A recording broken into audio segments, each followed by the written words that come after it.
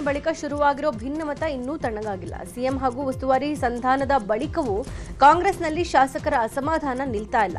CM DK Shivakumar Surjewala ಮನವೊಲಿಕೆಯನ್ನ ಧಿಕ್ಕರಿಸಿ ಸಭೆ ಮೇಲೆ ಸಭೆ ಸೇರ್ತಾನೆ ಇದ್ದಾರೆ. ಹೀಗಾಗಿ ಆಗಸ್ಟ್ 13ನೇ ತಾರೀಕು ಕಾಂಗ್ರೆಸ್ ಅಸಮಾಧಾನಿತ ಶಾಸಕರು ಡಿನ್ನರ್ ಮೀಟಿಂಗ್ ಮಾಡೋಕೆ ಮುಂದಾಗಿದ್ದಾರೆ. ಮಂತ್ರಿ ಸ್ಥಾನದ ವಂಚಿತರಿಂದ ಸಭೆ ನಡೆಯಲಿದೆ. ಆಗಸ್ಟ್ 13ಕ್ಕೆ ವಿಧಾನಮಂಡಲ ಅಧಿವೇಶನ ಆರಂಭ ಆಗಲಿದ್ದು, ಅಧಿವೇಶನಕ್ಕೆ ಎಲ್ಲಾ ಶಾಸಕರು ಬೆಂಗಳೂರಿಗೆ ಆಗಮಿಸಲಿದ್ದಾರೆ.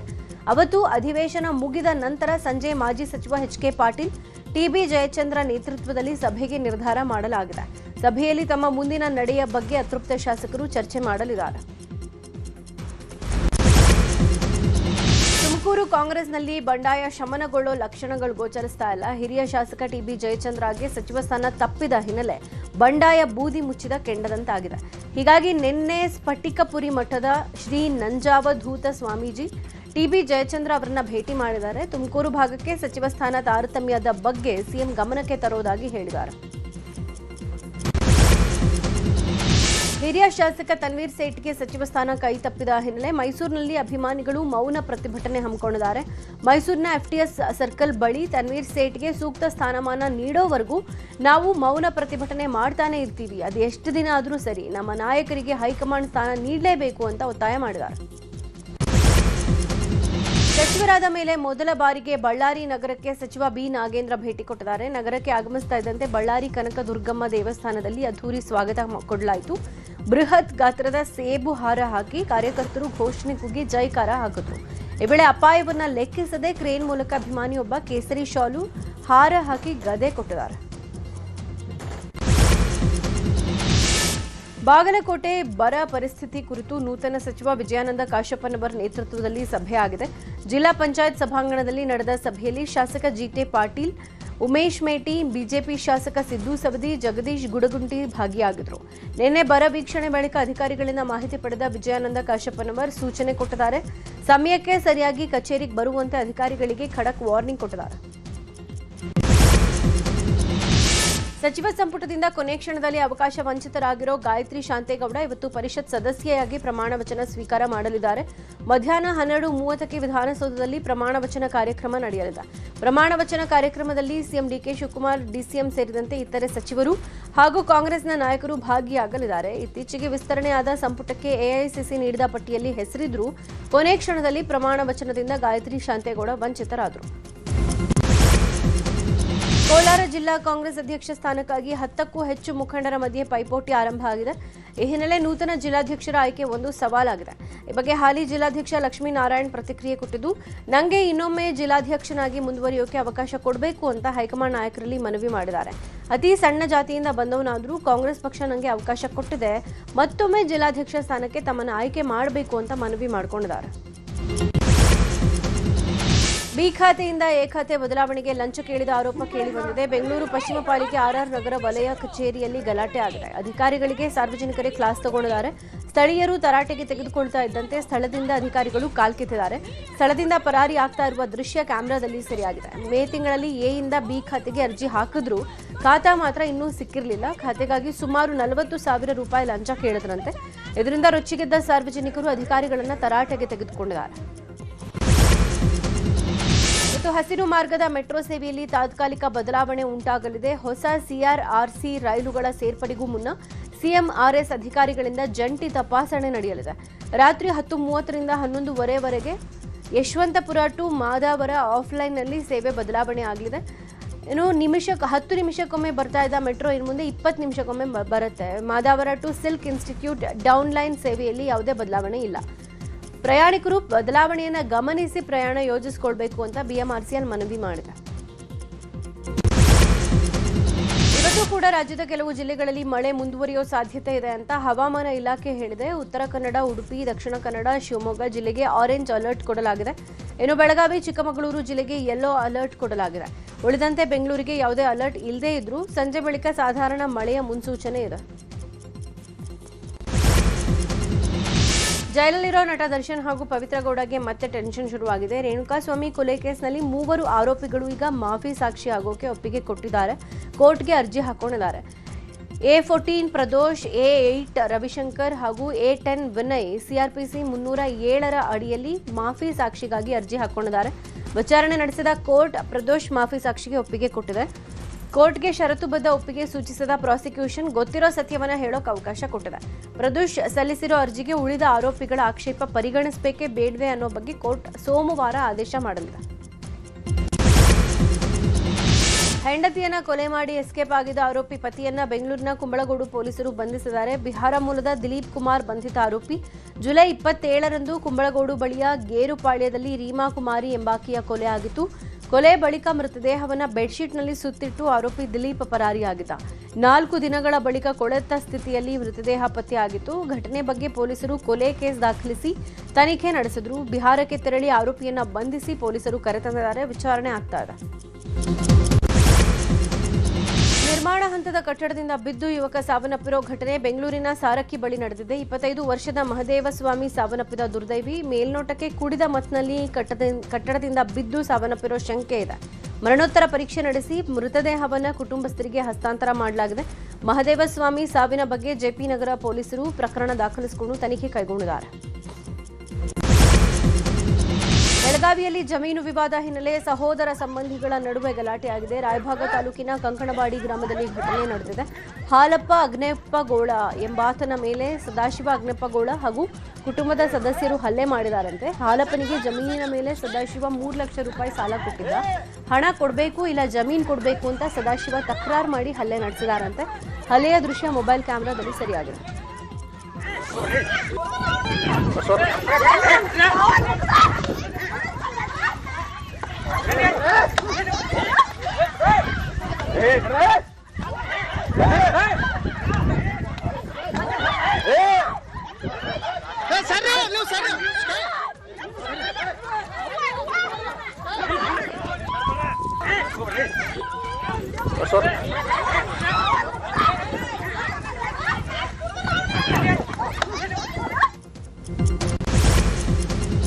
ಎಸ್ಐಆರ್ ಪ್ರಕ್ರಿಯೆಗೆ ನೀಡಿದ ಕಾಲಾವಧಿ ನಾಳೆಗೆ ಪೂರ್ಣಗೊಳ್ಳುತ್ತೆ. ಇವರಿಗೆ 5,54,32,314 ಅರ್ಜಿ ನಮೂನೆ ವಿತರಣೆ ಮಾಡಲಾಗಿದೆ.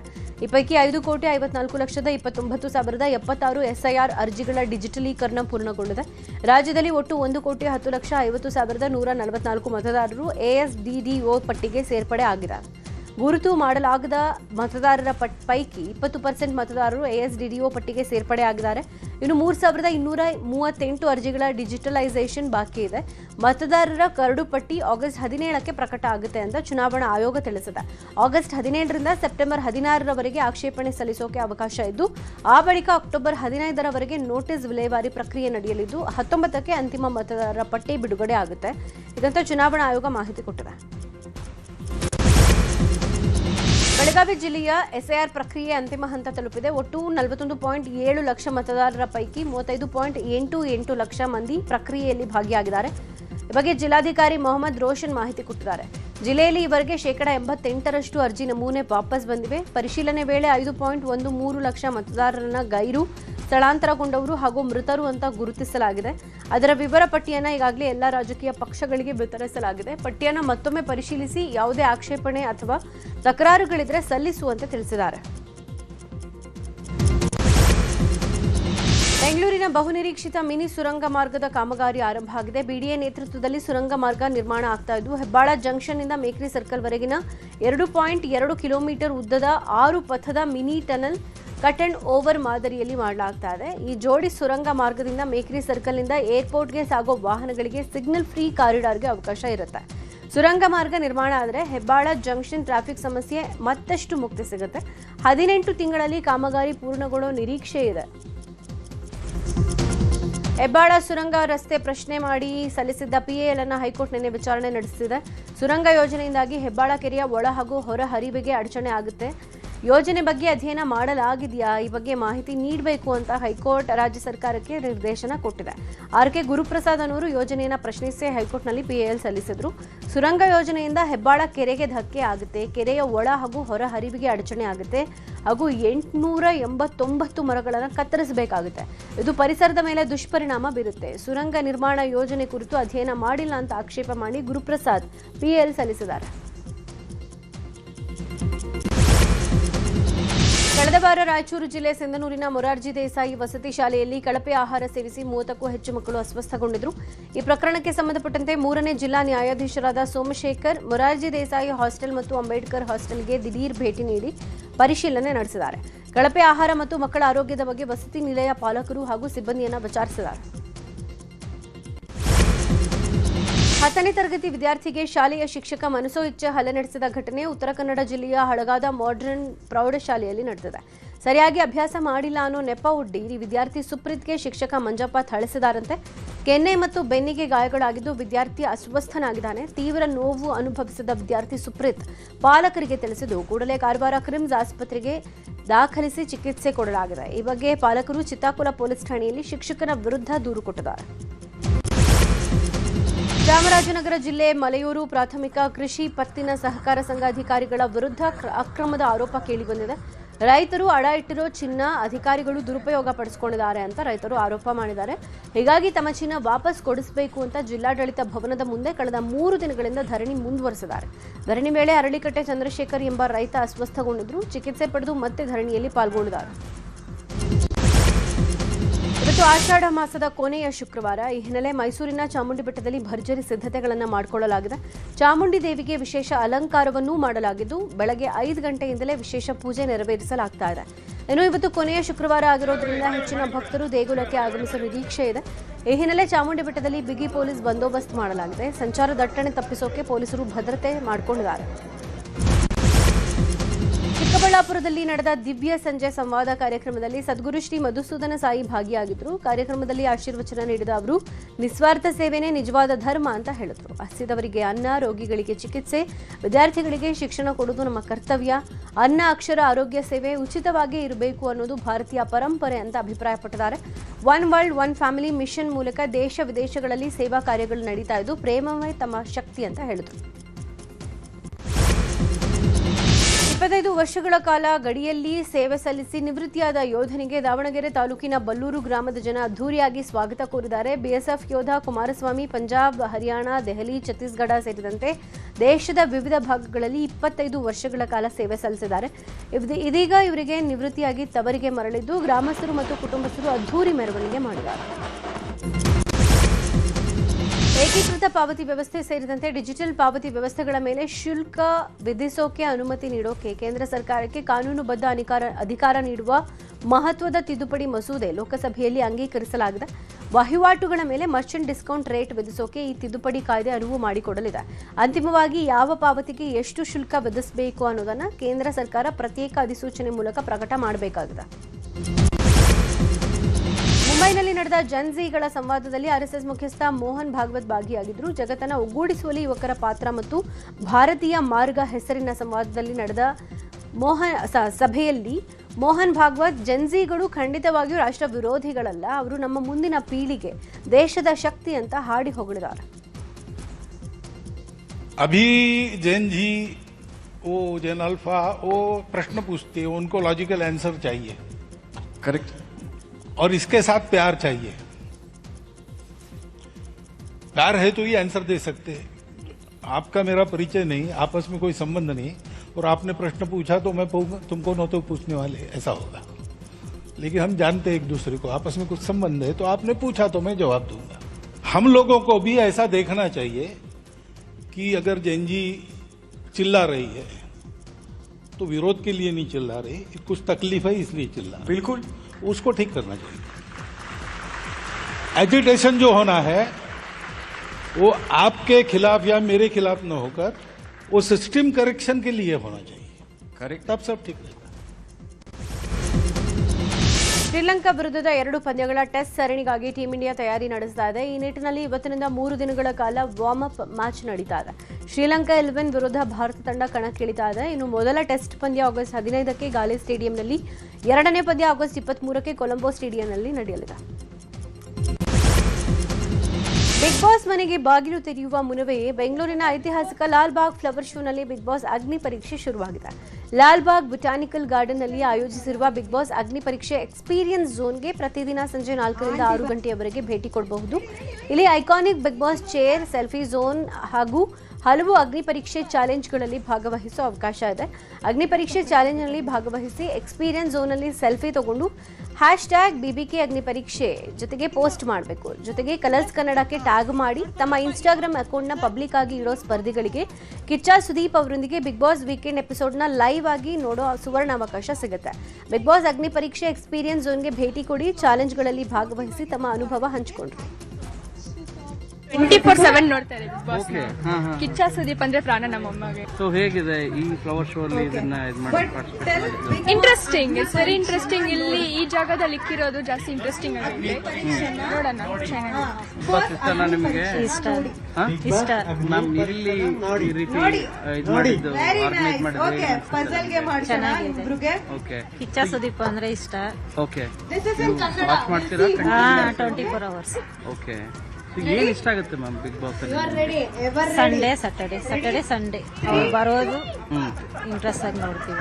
ನಾನು ಕಿಚ್ಚ ಸುದೀಪ್ ಸರ್ ಫ್ಯಾನ್. ಅವ್ರು ನೋಡಕ್ಕಾಗಿಲ್ಲ ಅಂದ್ರೆ ಸಮಥಿಂಗ್ ಅವ್ರ ಪಾರ್ಟ್ ಆಫ್ ಬಿಗ್ ಬಾಸ್ ಅಲ್ಲಿ ಪಾರ್ಟ್ ಇದಾರೆ. ಸೊ ಅದಕ್ಕೆ ನಾನು ಒಂದು ಟ್ರೈ ಮಾಡೋಣ ಅಂದ್ಬಿಟ್ಟು ಹೋದೆ. ಸೊ ತುಂಬಾ ಖುಷಿ ಬಿಗ್ ಬಾಸ್ ನೋಡಕ್ಕೆ. ನಾವಂತೂ ತುಂಬಾ ಕಾಯ್ತಿದೀವಿ ಯಾವಾಗ ಬರುತ್ತೋ ಏನೋ ಅಂತ. ಮೇನ್ಲಿ ಕಿಚ್ಚ ಸರ್ ನೋಡಕ್ಕೆ ನಾವು ತುಂಬಾ ಎಕ್ಸೈಟ್ಮೆಂಟ್ ಆಗಿರೋದು. ಸರ್ ನಾನು ನೋಡಕ್ಕೋಸ್ಕರನೇ ನಾವು ಬಿಗ್ ಬಾಸ್ ನೋಡೋದು. ವೀಕ್ಲಿ ಒನ್ಸ್ ಮಿಸ್ ಇಲ್ಲ. ಸೊ ಸರ್ಗೋಸ್ಕರನೇ ನೋಡೋದು ಬಿಗ್ ಬಾಸ್. ಇವಾಗ ಯಾವ ಈಗೇನ್ ಚಾನ್ಸ್ ಕೊಡ್ಬೇಕಂದ್ರೆ ಬಡವ್ರಿಗೆ ತುಂಬಾ ಇದ್ರಲ್ಲಿ ಇರ್ತಾರಲ್ಲ ಅಂತವ್ರಿಗೆ ಅವಕಾಶ ಕೊಡಬೇಕು. ಸೊ ಅವಕಾಶ ಕೊಟ್ರೆ ಅವ್ರಿಗೂ ಗೆದ್ರೆ ಲೈಕ್ ಹೆಲ್ಪ್ ಆಗುತ್ತೆ. ಅಂತವ್ರು ಮುಂದೆ ಬರ್ಬೇಕಂತ ನಮ್ಮ ಆಸೆ. ನೀವು ಲಾಸ್ಟ್ ಟೈಮ್ ಗಿಲ್ಲಿ ಬಡವನೇ, ಬಟ್ ಅವನು ಬಡವನೇ, ಬಟ್ ಅವ್ನ್ ಗೆದ್ದಿದ್ ಖುಷಿ. ಬಟ್ ಇವಾಗ ಬರೋರು ಅಂದ್ರೆ ಅವ್ನಕಿನ್ನ ತುಂಬಾ ಬಡವರು ಇದ್ದಾರಲ್ವಾ ಅನ್ನೋದೊಂದು ಇದು. ಬಿಗ್ ಬಾಸ್ ನೋಡ್ತೀರಾ? ನೋಡ್ತೀವಿ ಸರ್. ರೆಗ್ಯುಲರ್ ಆಗ ಅಥವಾ ರೆಗ್ಯುಲರ್ ಆಗಿ ನೋಡ್ತೀವಿ ಸರ್. ಓಕೆ. ಯಾರು ಇಷ್ಟ? ಏನ್ ಪ್ರೋಗ್ರಾಮ್ ಇಷ್ಟ? ಅದ್ರಲ್ಲಿ ಏನ್ ಸರ್ ನಮ್ಗೆ ಬಿಗ್ ಬಾಸ್ ಪ್ರೋಗ್ರಾಮ್ ತುಂಬಾ ಇಷ್ಟ. ನಮ್ ತಾಯಿಗೂ ತುಂಬಾ ಇಷ್ಟ. ಕಂಟಿನ್ಯೂಸ್ ಆಗಿ ಒಂದು ಶೋನ ಪ್ರತಿದಿನ 3-4 ಟೈಮ್ಸ್ ನೋಡ್ತೀವಿ. ಹಾಗಾಗಿ ತುಂಬಾ ಇಷ್ಟ ಸರ್ ಬಿಗ್ ಬಾಸ್. ಟಾಸ್ಕ್ ಗಳ ಬಗ್ಗೆ ಅಂದ್ರೆ ಅವರು ನಮ್ ರಿಯಾಲಿಟಿನ ಹೇಳ್ತಾರೆ. ಲೈಕ್ ಪೀಪಲ್ ಮೈಂಡ್ ಸೆಟ್ ಏನಿದೆ ಅಂತ ಹೊರಗೆ ಹಾಕೋದೇ ಆ ಶೋ ಅನ್ಸುತ್ತೆ. ಲೈಕ್ ಯಾವ ಸಿಚುವೇಶನ್ ಆಗಿ ಯಾವ ತರ ಯಾರು ಹೆಂಗ್ ರಿಯಾಕ್ಟ್ ಮಾಡ್ತಾರೆ, ಎಲ್ರು ಲೈಕ್ ಅವ್ರಿಗೆ ಇಟ್ಟಿದ್ದು ಹೆಂಗ್ ಬಿಹೇವ್ ಮಾಡ್ತಾರೆ, ನಾವ್ ಹೆಂಗ್ ಬಿಹೇವ್ ಮಾಡ್ಬೇಕು ಆ ತರ ಸಿಚುವೇಶನ್ ಬಂದ್ರೆ ಅಂತ ಹೇಳ್ಕೊಡೋ ಶೋ. ಸರ್ ನನಗೆ ಸುದೀಪ್ ಸರ್ ಡಿಸಿಷನ್ ಕೊಡ್ತಾರಲ್ಲ ಅದು ತುಂಬಾ ಇಷ್ಟ. ಬಟ್ ಅವ್ರು ಕೊಡೋ ಡಿಸಿಷನ್ ಹೆಂಗಿರುತ್ತೆ ಅಂದ್ರೆ ಯಾರಿಗೂ ಪೆಟ್ಟಾಗಬಾರ್ದು. ಅವ್ರು ಹೊಡೆಯೋ ರೀತಿನೇ ಒಂಥರ ಚೆನ್ನಾಗಿರುತ್ತೆ ಸರ್. ಅವರು ಟಾಂಗ್ ಕೊಡೋದಿದೆಯಲ್ಲ ಅದು ತುಂಬಾ ಚೆನ್ನಾಗಿರುತ್ತೆ. ಹಂಗಾಗಿ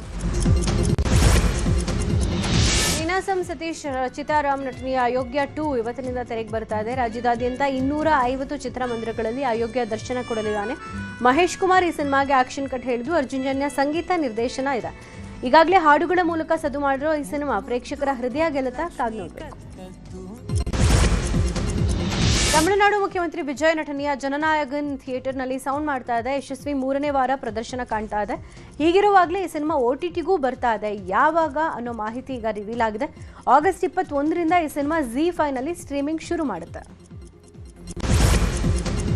ಇದೇ ಭಾನುವಾರ ವಿಶಾಖಪಟ್ಟಣಂನಲ್ಲಿ ಅಲ್ಲು ಅರ್ಜುನ್ ಒಡೆತನದ ಮೊದಲ ಮಲ್ಟಿಪ್ಲೆಕ್ಸ್ ಲಾಂಚ್ ಆಗ್ತಾ ಇದೆ. ಈ ವೇಳೆ ಯಾವುದೇ ಗಲಾಟೆ ಆಗಬಾರ್ದು, ಸಂಧ್ಯಾ ಥಿಯೇಟರ್ನಲ್ಲಿ ಆದ ಕಹಿ ಘಟನೆ ಮತ್ತೆ ಮರುಕಳಿಸಬಾರದು ಅಂತ ಪೊಲೀಸರು ಮುನ್ನೆಚ್ಚರಿಕೆ ವಹಿಸಿದ್ದಾರೆ. ಪ್ರಮೋಟರ್ಸ್ ಬಿಟ್ಟು ಸಾರ್ವಜನಿಕರಿಗೆ ಎಂಟ್ರಿ ನಿರ್ಬಂಧಿಸಲಾಗಿದೆ. ಅಲ್ಲು ಅರ್ಜುನ್ ಕಾರ್ಯಕ್ರಮದಲ್ಲಿ ಭಾಗವಹಿಸಿ ಹೊರಡೋ ತನಕ ಟೈಟ್ ಸೆಕ್ಯೂರಿಟಿ ಏರ್ಪಾಡು ಮಾಡಲಾಗಿದೆ.